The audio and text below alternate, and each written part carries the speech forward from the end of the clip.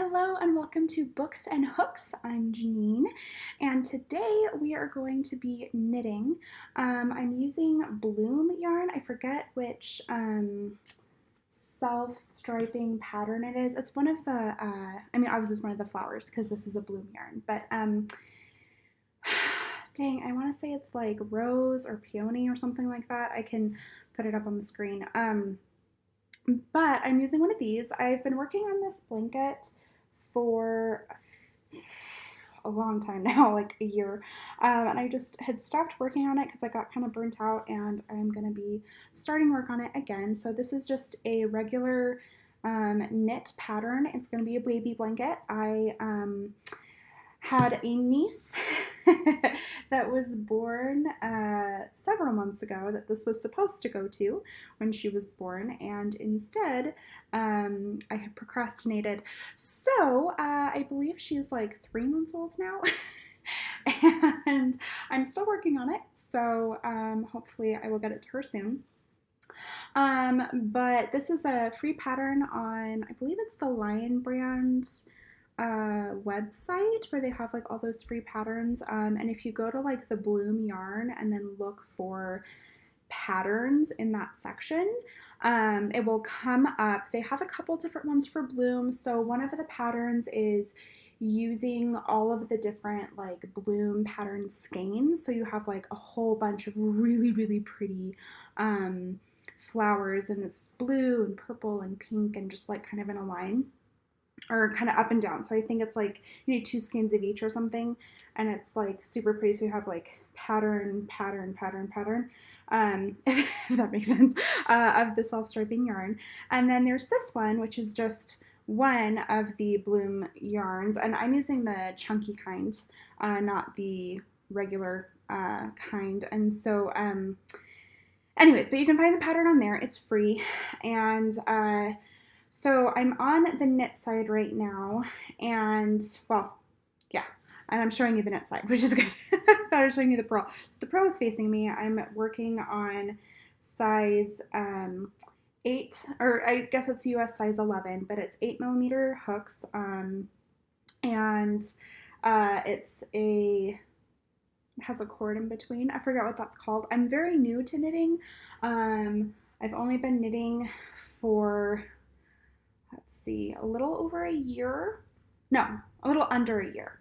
A little under a year, and I have started many knitting projects. I've only finished 2, and I have frogged more than I can count. But just, we're still gonna keep plugging along and knitting and working on this. So I love this pattern. I love this yarn. The goal for me is to finish this one, get it to my niece, and then go ahead, and I want to do the other blanket just because I think it's so pretty with all the different like patterns and stuff. The reason I chose this one is because I don't know if you guys know, but Hobby Lobby has a like sale, like a clearance sale every June. And when I went to my local Hobby Lobby, this was on sale. So I got each of these skeins for like, I think it was like 99 cents. And so of course I got them because they were beautiful. But the other patterns, or the other colorways that were there were not on sale. It was just this one. So I didn't get any of the other ones, but I did get this one. So this one first, and then once I go through a bit more of my yarn stash, I will be going through and buying some more of this pattern, or of this colorway and all the other colorways, so that I can do the other pattern, basically. So anyways, so that's the hook part of today. I'm knitting this blanket. I forget the name of it. I'll put the pattern on screen, and you guys can kind of go look at that. But grab whatever knitting project or crochet project you're working on, and we are going to talk about a book today. So the idea that I want to go with here is like every time I finish a book, I'm going to post a video about it. We're probably going to be crocheting or knitting something that has at least loose ties to whatever I read. So today I finished Handmaid's Tale. And so I chose this one because it is a baby blanket, which seems very on theme. But it's also one of the only projects I have that has red in it. There's not a lot of red. There's, a lot of pink and purple and white, but these flowers I would call red. So that's what we're going with. Handmaid's Tale. This was my first time reading it. I have not read any Margaret Atwood before, and I was really intrigued. I started this book a while ago, and then I kind of lost a little bit of interest, and then I started again. So I have been listening to The Handmaid's Tale on Audible for months at this point. And I thought it was really interesting.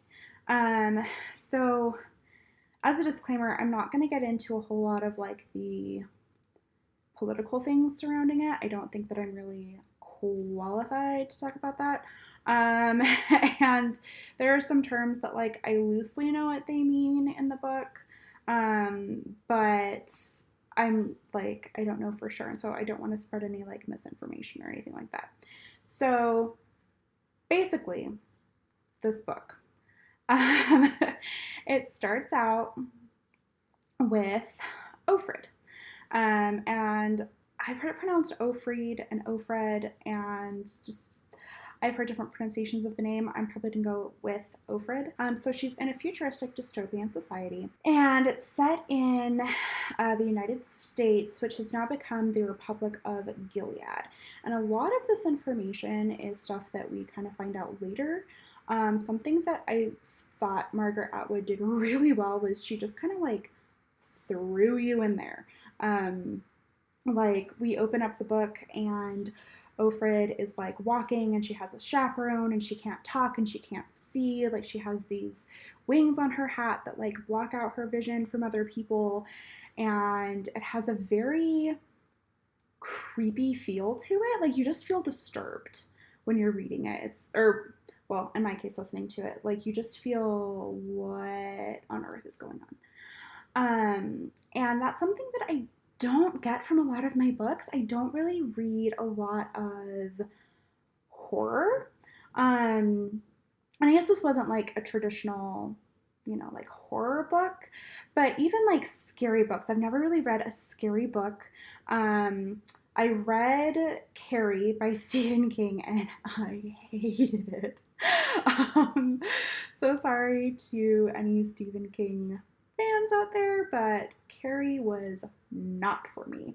I have been able to pick up another Stephen King book since. Another book that I started reading, I haven't finished it, and we will talk about it on here once I'm finished with the book. But A Song of Ice and Fire, the like prologue / like first chapter, where they're like in the woods and they find the White Walkers. That legitimately scared me.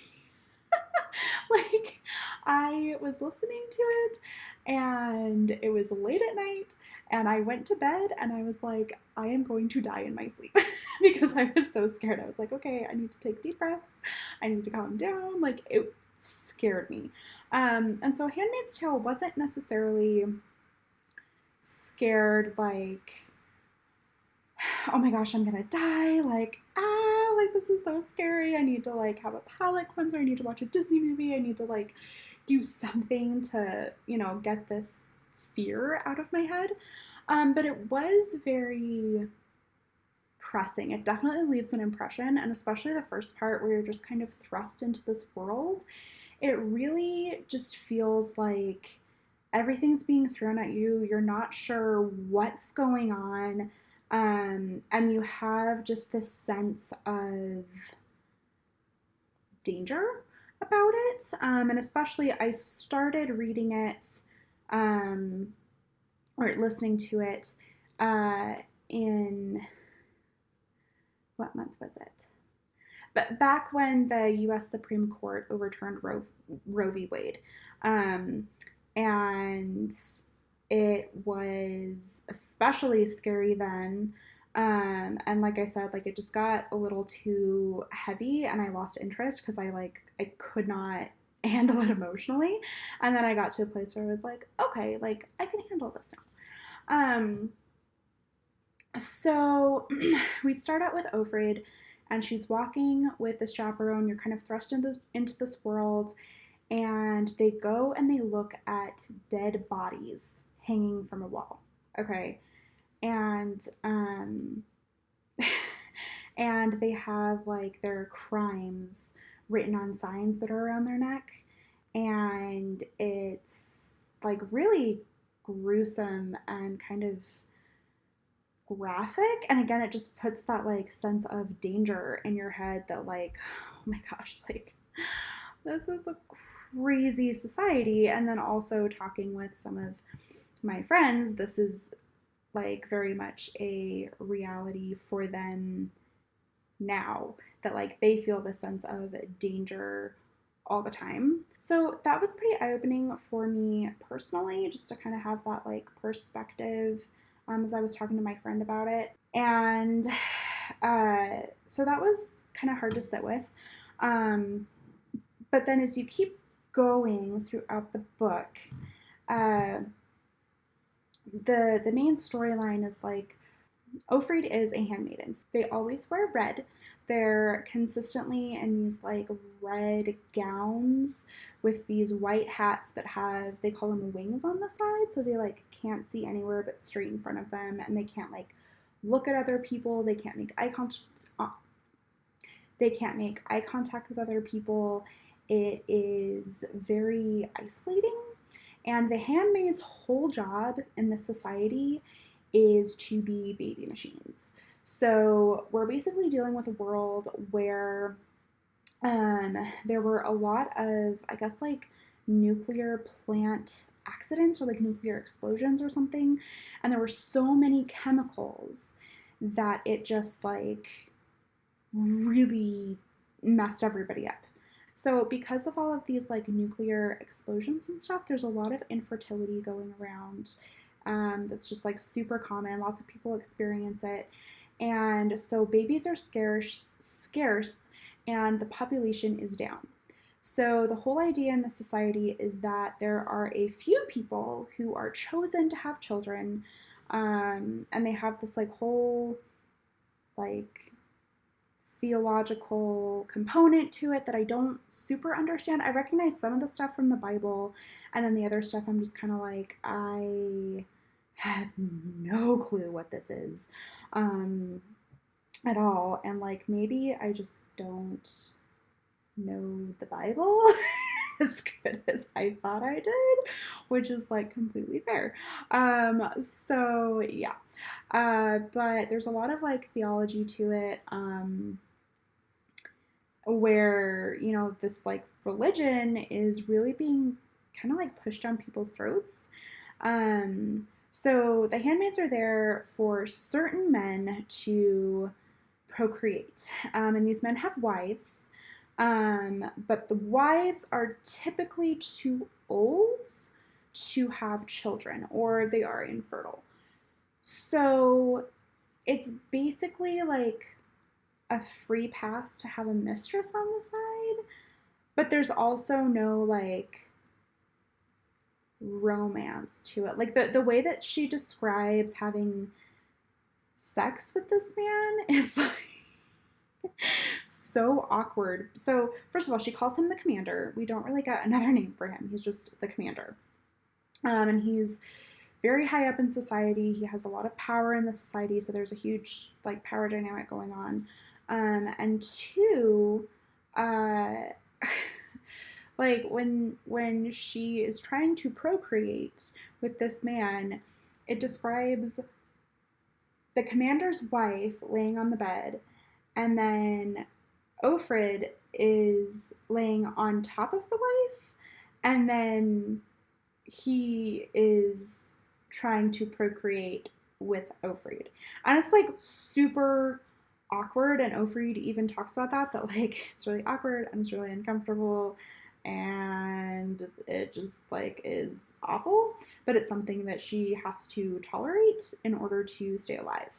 Because there are only so many choices for women in this society, and it's basically like become a baby machine, go work in chemical like cleanup that is in horrible conditions, or die is basically the only options that we get for a little bit. Um, so it's a pretty bleak world. It's a pretty bleak outlook. Ofried, there's like a special ceremony that they do, and I don't know if it's like every week or every month, but like periodically she has to try to procreate with the commander. And she's very suspicious. It's very like 1984-esque, where anybody she talks to, she's like, are they going to report me? Are they going to turn me in if I say something wrong? If I don't like convince them that I'm a true believer, are they going to like turn me into the authorities and kill me? Am I going to get kicked out? Like all of these things. And so like the doctor that she goes to like double check, like, okay, you're not pregnant yet, let's try again. He's like, hey, maybe this commander dude is just infertile. So, I mean, I'm offering. And she's like, no. And then he's all like, dang it. But in part of her saying no, she's like, okay, like, I could say no, and he could be so upset that he tells people I said yes, and then I'm in like super deep trouble. Or I could say yes, and he was a spy, and so he tells people I say yes, and then I'm still in super deep trouble. Or I say no, and it's just like, whatever. And so, like, Ofried is constantly put in these situations where she has to make this choice of whether or not to trust people and whether or not to be okay with whatever outcome might happen. So that is kind of an interesting piece to it. Like I said, it's very 1984-esque in that aspect, where it's like, you know, anybody could turn you in, anybody could report you, anybody could lie about you and get you in trouble anyway. Like, there's just no telling really who you can trust or what you can do. For the record, the commander's wife is named Serena Joy, and she hates Ofried. Like, that's what Ofried claims, is that like Serena Joy hates her, like she deliberately causes her pain, she's like really upset with her, all of these things. And she's like, you know, I mean, I guess I'd hate me too if I was in her position. But that is also like an aspect of it, is Serena Joy does not like Ofried. So we also find out that Ofried is a mother. That's how they know that she has like viable ovaries, is that she already had a daughter. She had a husband, had a daughter, and they were both taken from her. And so she's constantly thinking about them and like making up stories in her head. Like, okay, they got out, they got free, they are waiting for me across the border, they're trying to get somebody to rescue me, like, you know, they're captured, they're dead, they're killed, whatever it might be. Like, she's constantly making stories about them in her mind, like going through scenarios. And that was also really interesting because she does that with several people, whether she's like plotting revenge or playing out a scenario in her mind, like in the moment of what could happen or what she could say, or like what happened to her best friend, what happened to her husband, what happened to her daughter, like different things like that are really prominent in what she's saying, but sometimes it's really hard to tell what is reality and what is her musings about the situation and what could be or what is. Sometimes she tells you, you know, like she'll go through a whole scenario and then she'll be like, but that's not what happened. And then she'll go through a whole other scenario and then she'll go, but that's not what happened either. Or something like that. And so it's kind of like, wait, what? Like it always threw me for a loop. I was like, I am so lost right now. But I think ultimately, like, that was a really good choice on Margaret Abbott's, like, part in writing this book. Um, and I'll talk about why a little bit later. Uh, but it's an interesting choice. So we know that Ofrid has a daughter, Ofrid has a husband, Ofrid is forced into this situation where she has to attempt to conceive a child with the commander or she is going to die. She like does the ceremony thing. They go out in the town with her chaperone again. She's approached by this like young man who works in the house. And I know I'm like missing a lot of this. So like if I'm messing something up, like feel free to correct me in the comments. But this man approaches her and his name is Nick. Sorry, let me count my stitches. Okay, so Nick is very interesting. Immediately she feels like a connection with him. Like he's handsome, he's looking at her, she's kind of looking at him, she's apologizing to her husband in her head, like, dang, like, Luke, I'm so sorry. Nick is attractive. I miss being looked at like I'm worth something other than just my ovaries. And this is just like really nice to have another human being look at me in any sort of way other than just as a baby making machine. So she kind of goes through that internal struggle while she is looking at Nick, and then Nick is like, hey, just so you know, the commander wants to meet with you. I don't remember if it's like tonight or if it's tomorrow, but he's like, okay, like the commander wants to meet with you in private. And she's like, oh no, what does the commander want? And she's like, again, running all of these scenarios through her head, like, oh my gosh, he's going to turn me in, he's going to want sex, he's going to want like something from me, he's going to coerce me, he's going to threaten my family, like all these things. She finally gets there and he wants to play Scrabble. And she's like really confused. She's like, I'm sorry, you want to play Scrabble? And he's like, yeah. She's like, okay. So they play Scrabble. By the way, reading for women in the society is outlawed. It is against the law, it is punishable, it is like all of these things, like really bad that a woman can read. So she's like, okay, I guess I'll play Scrabble with you. And this whole time, again, it's one of those situations where she's constantly thinking to herself, like, okay, when is he going to betray me? You know, is he going to turn me in? Is he going to tell Serena Joy? Part of the society is that, like, the wives have all the power in punishing the, like, handmaidens. If Ofri does something wrong, the commander's wife finds out about it, the commander can't do anything for her, like at all. Serena Joy is completely in charge of whatever punishment. It could be death, it could be beatings, it could be like whatever. So she's like, I don't know about this, like he could just do this and then turn me in.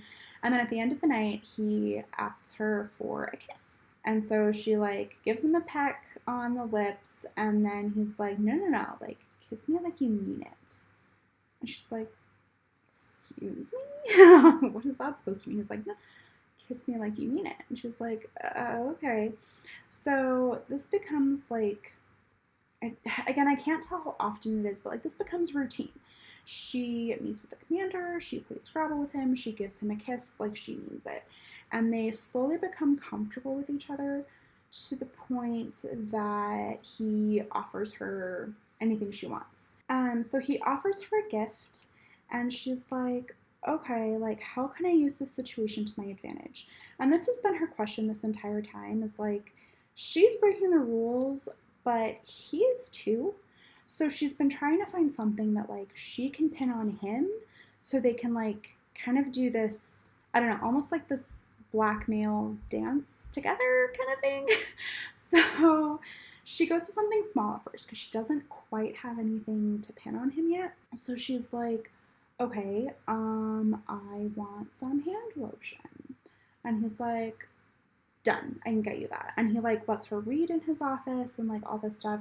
And it's kind of odd. So Ofri talks about reading in his office as like she's reading and he's just like watching her, like intently watching her. And she's like, this is weird. Like, he's undressing me with his eyes. Like, this is a sensual act. Her reading and like breaking the rules. And she like feels kind of uncomfortable about it. And he's like trying to play nice, I guess.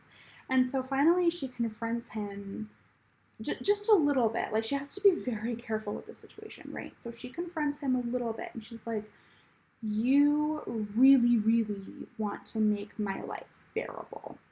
And he's like, well, yeah, like, of course I do. And she eventually calls up the courage to ask him what happened to the handmaiden before her. And he tells her that the handmaid before her hung herself in her room. That's why Offred's room doesn't have a light fixture, because that's where they found the other handmaiden. And so Offred's like, oh, okay.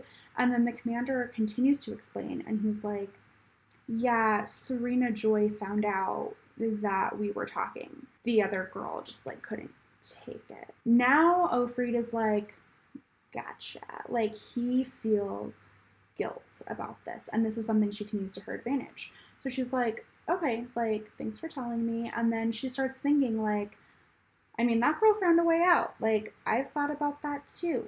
Like, she asks him even, like, what did she use? And he's like, doesn't matter. And she's like, oh, I think I know what she used. Like, she's thought about this as well. And she continually, like, kind of has these flashbacks to like right when everything started and she was learning how to be a handmaid, and there were like these women called aunts who were in charge of like teaching the women what it was to be a woman. That like, you didn't talk out of turn, you do what you're told, your purpose is to have babies, like all of those things. And she like hated this aunt. Her name was Aunt Lydia, I want to say. I don't quite remember. Like, she does not like this aunt, like, at all. And so she keeps having flashbacks to her about, like, how men are easily manipulated, and that's why women have to be careful. Again, Aunt Lydia's entire purpose is to, like, brainwash these women into thinking that they are the cause of man's downfall, and that all they're good for is having babies. So, a lot of sexist crap. And it's really uncomfortable to listen to, especially, I'm sure other people have had this experience, but like, I grew up in a very Christian household that was very rampant with purity culture, and a lot of what they talk about is really reminiscent of talks that I had as a youth about purity culture and like dress modestly because we don't want to lead the men to temptation and like different things like that. That it's like, okay, like now that I'm old enough to understand and I'm old enough to kind of push back against that a little bit, it was deeply uncomfortable to hear this propaganda and to hear this brainwashing actively going on, and to hear Offred like replay that in her head, tell herself that's crap, but then still internalize it with how she looked at other women. Like, it was deeply uncomfortable. Deeply uncomfortable. So that happens. So pretty soon, Serena Joy comes up to Offred. Pretty soon in the book. I'm not quite sure how much time has passed in book, but in the book, Serena Joy comes up to Offred and she's like, dude, you're not pregnant.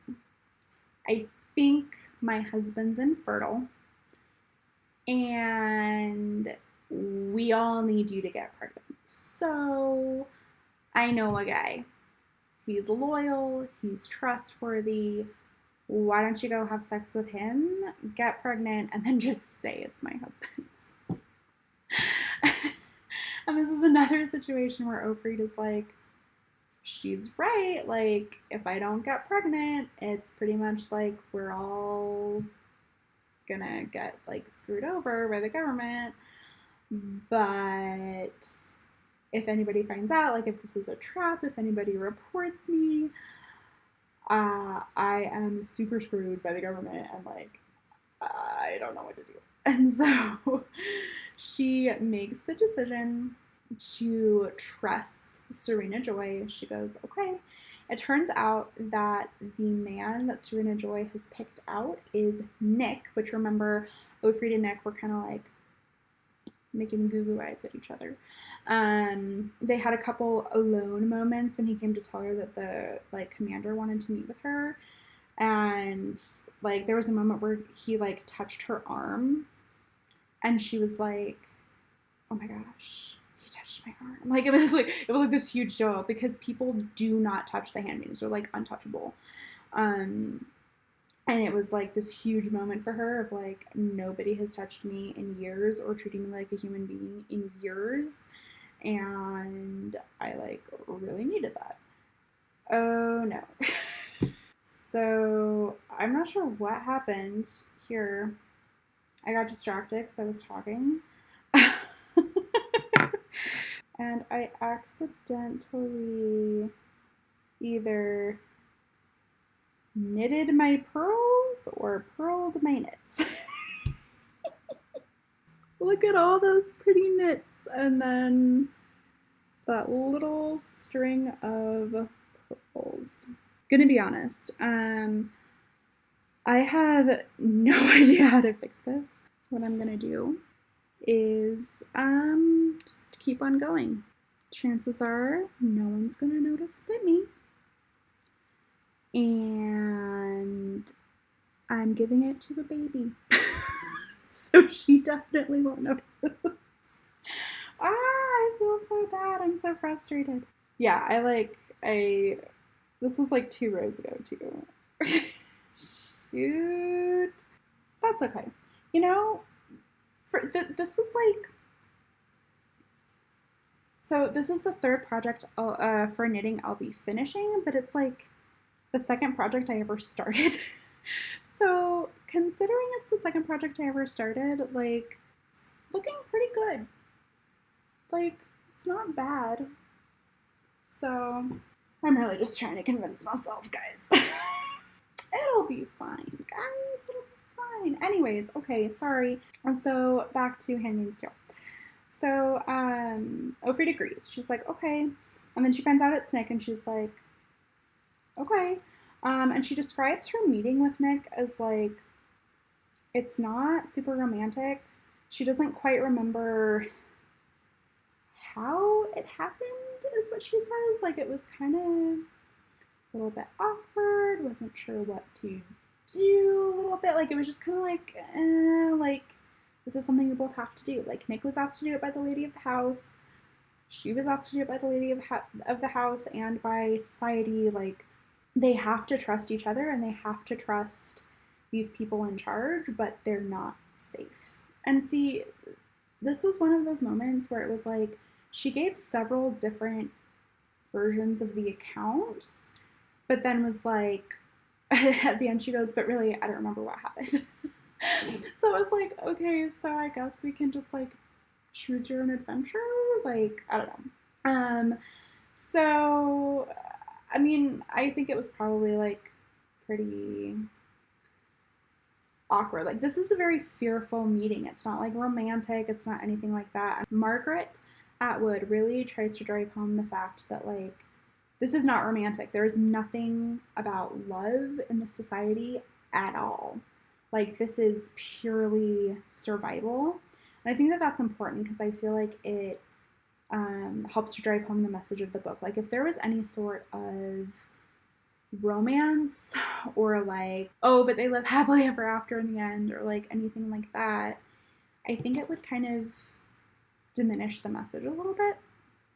So I appreciate that. I appreciate that, like, it's a very honest book, it feels like. Ofrid starts having these rendezvous with Nick under Serena Joy's protection.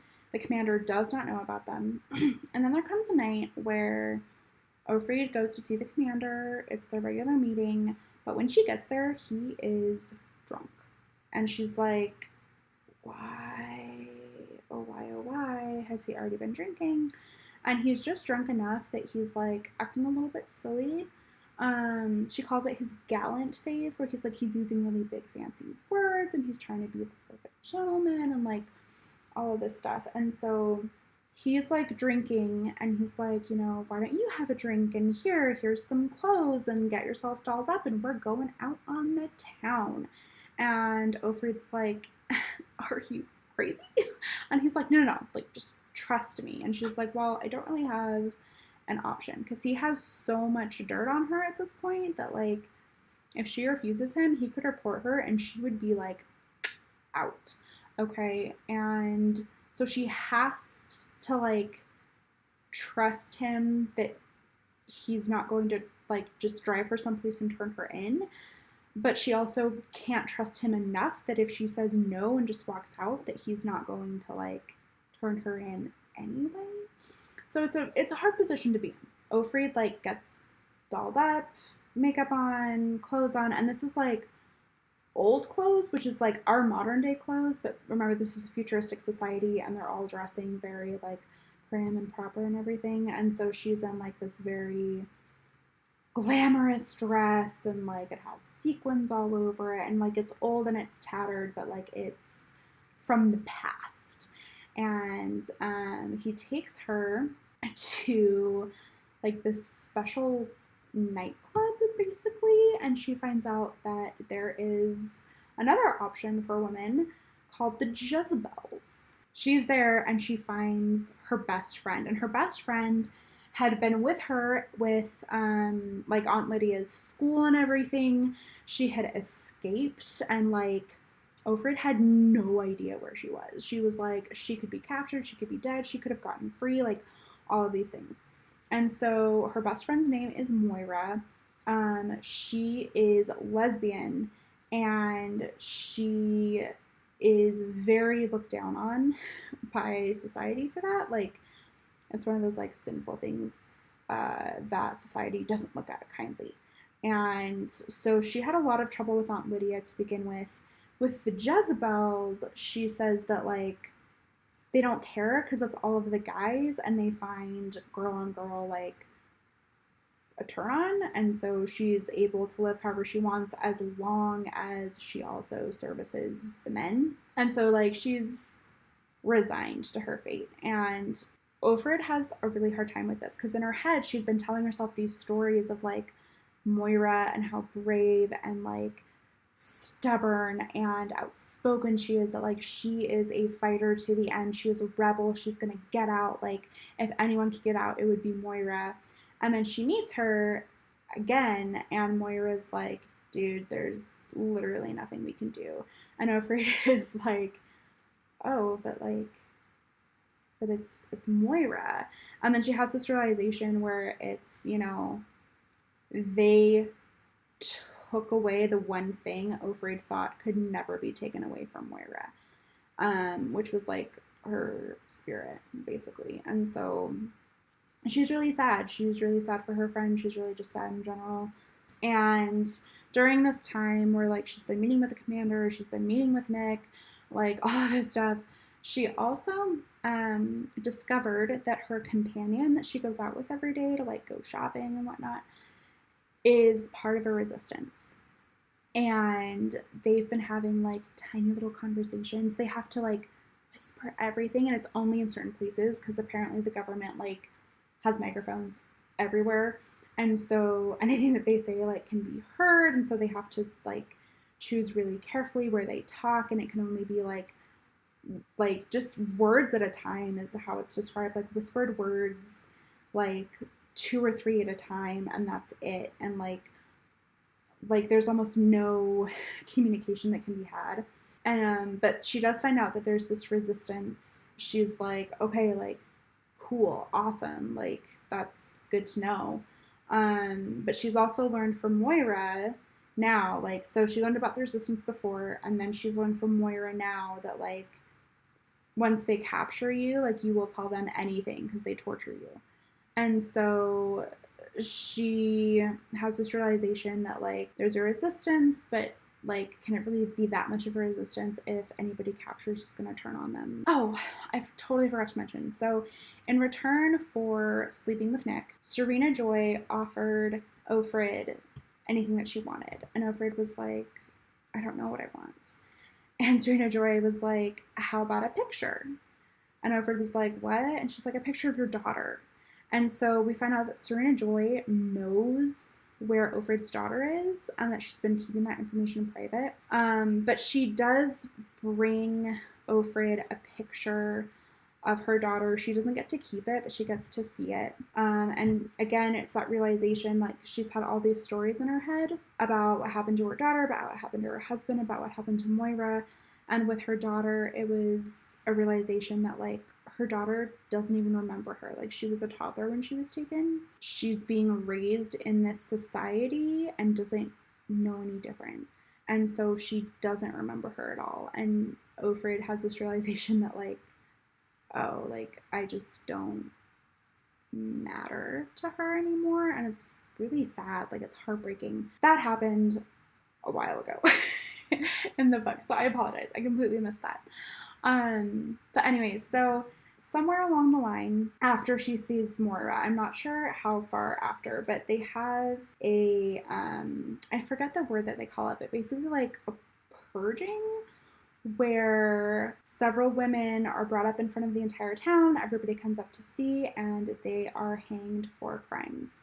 There's a new development, so they announced that the crimes that they're being hanged for are not going to be read, because they have found that when they read the crimes that these people are being accused of, there is suddenly like an outbreak in those crimes. And especially because like they televise these executions and everything too. And so like all over the country, there's people who are like, oh yeah, that sounds like a good idea. And then they like just go to town. And so they announced that like they're not going to be reading crimes anymore. They're just going to kill these people. And so they do that. And then they tell all of the handmaidens to stay. Everyone else is free to leave. But then they bring out this man and they accuse him of sexual assaults and rape. And they're like, okay, like he did this, and the woman that he did it to was pregnant, and the child died because of it. And they basically whip the handmaids up into a like murderous frenzy. And this guy is already like beaten up. So Aunt Lydia is going to blow this whistle. And then after the whistle is blown, the handmaids can do literally anything they want to do until the whistle is blown again. She like sets this up, tells them that this man is a murderer and a rapist and a sexual assaulter and like all these things, and then she blows the whistle. And Offred's companion, who's like part of the rebellion and everything, goes ham, and she like runs up and just like pushes him over and then like kicks him in the head super hard several times. And then after all is said and done, because like this mob of women are like tearing this person apart. So then after all is said and done, she comes back, and Offred, who didn't participate, was like, dude, what the crap? Like, what did you just do? And companion is like, no, like, don't you understand? Like, he was one of us. Like, he was part of the rebellion. He did not rape anybody. He was innocent. They were just making an example of him. And I went over and I knocked him out before anybody else could do anything. And she's like, Offred is like, okay, but like, what the crap? And her companion is all like, no, like, we can't talk here. You need to shut up. Like, they're listening, they're watching. We just need to go. And so they leave. And then the very next day, her companion doesn't show up. And she's like, oh my gosh, what happened? What happened? What happened? What happened? And so her new companion, she like kind of tests out a little bit. She's like, is this person also part of the resistance? Is she friend? Is she foe? She finds out this person is not part of the resistance, but she does share with Offred that the previous companion hung herself the night before after all the executions. And so Offred is like, really freaked out at this point. She's like, oh my gosh, like she must have hung herself because she knew that people were coming after her, and she like didn't want to talk, and so she chose her own way out. And so she's like, oh my goodness, like they're gonna come for me next. But then realizes that, I guess she like has a realization that nobody's actually coming. So she decides to like go home. She's like, okay, like I've been saved, like it's fine, it's fine, it's fine. At this point, she believes that she is pregnant. She doesn't know if it's Nick's baby or the commander's baby, but she knows that she's pregnant, or believes that she's pregnant. And she's like, it's probably because I'm pregnant or I'm believed to be pregnant, and so of course they're not going to harm me because I'm carrying a baby and they think it's the commander's baby and like all this stuff. She gets home and she's like, okay, like I am going to dedicate myself. She's like starts saying prayers. She's like, God, like you saved me. I'm going to dedicate myself. I'm never going to like do all these things again. And then she's like going into the house, and Nick is outside, and he's like, I want to say he's like gardening. And so he's like right there, and she goes in the house, and Serena Joy is there, and she is ticked. And she's like, excuse me, I trusted you. I tried to help you. You suck. And Ofrid is like, oh my gosh, like what has she found out? And so she stays silent because she's like, okay, if I confess to something that is different than what I'm being accused for, then I'm in even more trouble.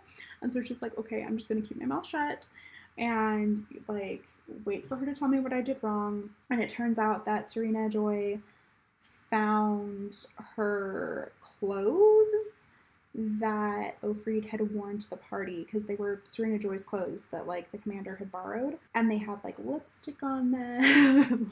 Yeah, Serena Joy was not happy, and she was like, go to your room. And Ofrid was like, I am dead. Like there's no coming back from this. So she goes to her room, and then she spends a while just having some really dark thoughts about, like, should I just end it now? Should I take my life into my own hands? Should I go out with a bang? Should I burn the house down? Should I, like, what should I do? Because I'm just sitting here waiting, and they're going to come get me and kill me. And then she sees a van pulling up, and she's like, I waited too long. I should have acted when I had the chance. I'm going to die. Like, all this stuff. She hears footsteps coming up the stairs. They're right outside her room. Somebody comes in. She turns, and it's Nick. And Nick is like, okay, look, you gotta go with these guys. They're part of the resistance. You have to trust me. And Ofrid is like, oh my gosh, do I trust him? Do I not trust him? Like, what am I supposed to do? And so she finally decides, like, okay, I guess I'll trust you. So she goes with these guys. They go downstairs, and they interrupt the commander and Serena Joy. They're like having a fight. And Serena Joy and the commander are both like, dude, what the crap? Like, why are you taking her? And Ofrid's like, oh, so they didn't call anybody? Like, maybe these people are helpful? And she's like planning out in her head. She's like, okay, if these men stay, then they're real, but if they run, they were part of the resistance. And she like has this idea in her head that like this is how it goes. And Serena Joy and the commander are like, what are her crimes? Why are you taking her? The men tell them, traitor of like state secrets or something like that. The commander is like high up in the ranks. So Serena Joy is once again ticked. She's like, you betrayed us again. How dare you? And the commander's like, but like, I trusted you. Like, he doesn't know what's going on. Serena Joy doesn't know what's going on. They take Ofrid, these guys that came, and they bring her up and like take her outside and put her in the van. And so it ends with like Ofrid steps into the van, and she's like, I don't know if I'm going to my death or if I'm going to like a new life, but this is all there is. And I was under the impression that after that the book was done, because in my index on Audible, then it just had like historical notes, and I was like, I don't really want to listen to those, but I have toddlers and I got distracted, and I didn't stop the book in time. So the historical notes just kind of started.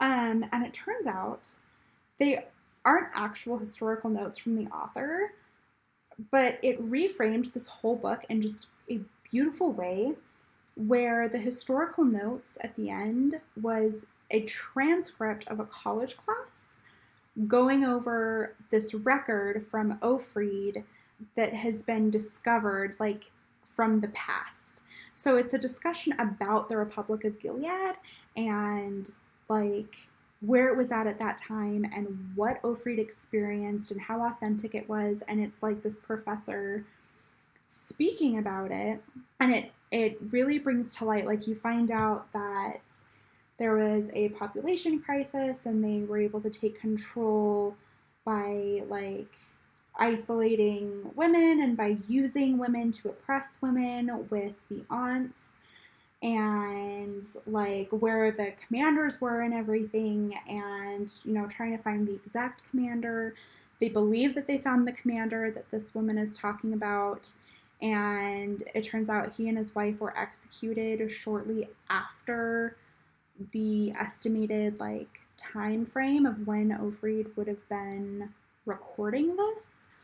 And then they also like talk about how they tried to track down Ofrid, but they couldn't find a record of her name Ofrid, or her real name, which I believe was Pam. They couldn't find a record of it anywhere, but that wasn't super surprising because a lot of the records were lost because the Republic of Gilead had a habit of, like, they said, wiping all of their own computers when the higher-ups thought that everything was, like, too corrupt. They'd just, like, wipe everything out to keep secrets or whatever, and then they'd, like, restart all of their, like, stuff, which is kind of weird. But that was the process. So a lot of their records were lost. And but they like theorized, maybe we haven't seen a record because like she was recaptured, maybe she was killed, maybe she made it across the border to Canada and then immediately had to go underground, because in Canada at that time it said that like the Canadians didn't want to upset their powerful neighbors, and so they were actively helping to like round up, women and people who had tried to escape. And so that was part of it. And then like if she had been able to get through Canada, she had to go to England. And because she still had family in the Republic of Gilead, because her daughter was still there, she probably didn't want to speak out because it was known at the time that like the Republic of Gilead would threaten your family or like your children that were still there, and things like that. You also find out that like Ofrid was married, but they didn't allow her to keep the marriage because it was her husband's second marriage. And so under the new law, they found that adulterous, and so they immediately broke them up and then took their children. And this was with any families, any like multiple marriages, like secondary, third marriages or anything like that, they would split them up and then move any children from that marriage to childless couples who wanted to adopt. And then they would be raised within this, new regime. So it gave, like, the historical notes gave a lot of insight to what was going on. And I'm so glad that I listened to them, because otherwise I would have been, like, so lost and so angry, because I was like, dude, that's how this book ends? Like, it's just, could be good, could not be good, I don't know. And I was like, this is crap. Like, I need some more closure. And for me, the historical notes definitely did that. So that was really fun to see. Yeah, overall, like, it was a really good book. I really wish I had more time to like think about it and less time that I was interrupted with it. This is a book that I feel like I really need to think about and like look up different government systems and regimes and different things like that to fully understand the impacts of what Margaret Atwood is trying to say, and kind of the commentary that she's giving.